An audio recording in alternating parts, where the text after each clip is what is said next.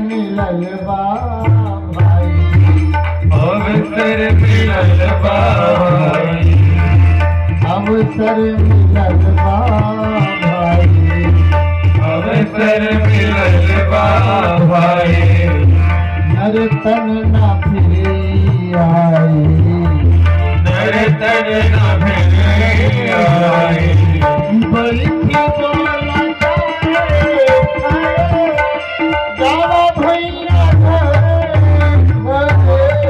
बैठिया हरे हरे, गाव भैया हरे हरे। बैठी डोला गावा भैया घरे घरे। हरे राम हरे हरे, गाव भैया हरे हरे।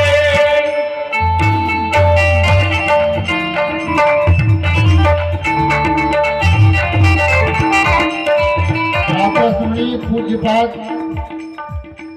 श्री गायत्री ठाकुर जी महाराज, जिनके पावन बिरदावली, पावन कवितावली, पावन पंक्तियावली लोग गाते रहते कहते हैं, गा के गईले दास गई लागे गए दास गए तेरे, गौरव सोना साचे जिक्रे, गौरव सोना साथे जगने, गौरव सोना साचे जिक्रे।